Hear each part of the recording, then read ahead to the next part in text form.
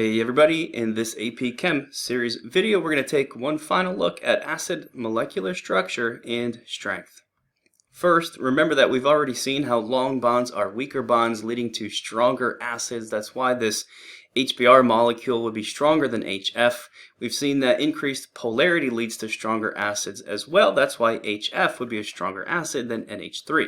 As well as in terms of the conjugate base, if the negative charge is present on a more electronegative atom, that stabilizes the conjugate base and leads to a stronger acid as well. Here with F- as your conjugate base, it's going to be a pretty stable particle because fluorine is very electronegative.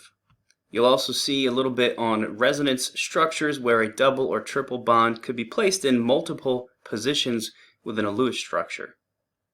So let's take a closer look at some strength and stability factors, starting with a repeat of this statement.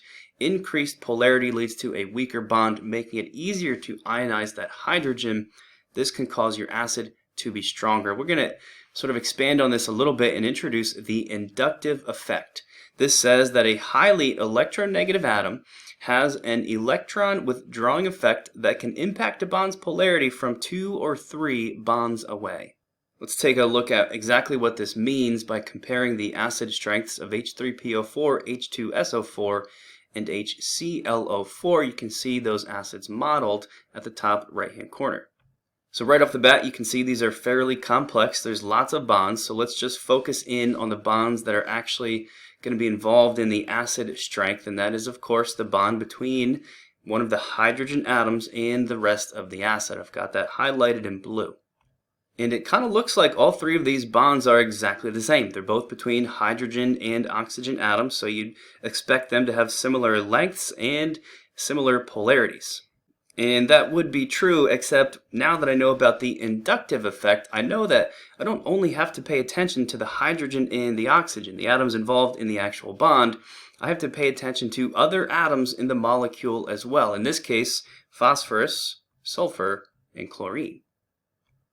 These atoms, even though they're not part of the hydrogen to oxygen covalent bond, can have an electron withdrawing effect and change its polarity. Because chlorine is the most electronegative atom out of the 3, it causes that OH bond to be more polar than the rest. That makes the bond weaker, which means this will be the stronger acid.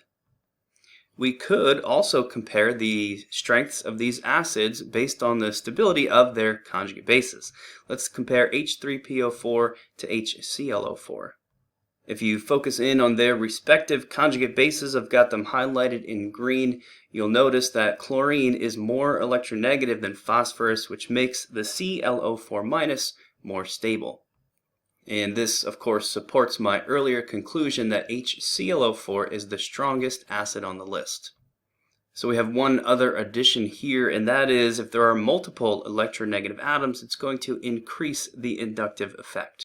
Let's compare the strengths of these 3 acid molecules first by focusing in on the hydrogen that's going to be ionizable within each acid. I'm circling that hydrogen in blue.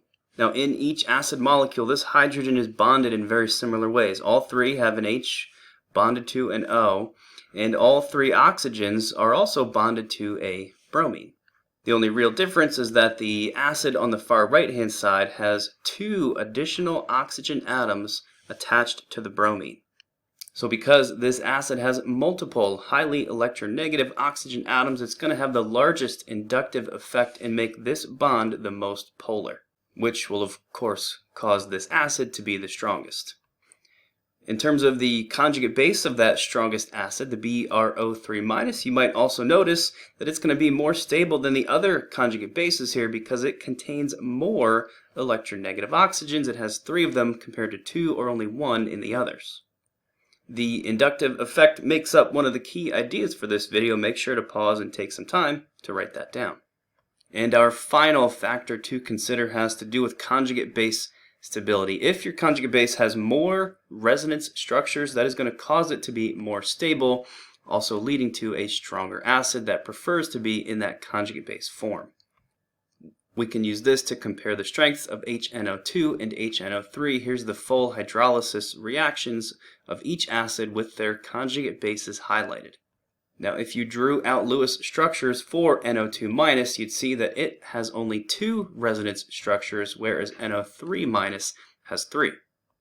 The increased resonance structures for NO3- means that it's going to be a more stable particle, which means HNO3 is the stronger acid.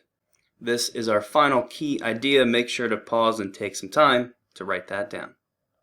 That also wraps it up for this video. Thanks a lot for watching, and here is a brief summary.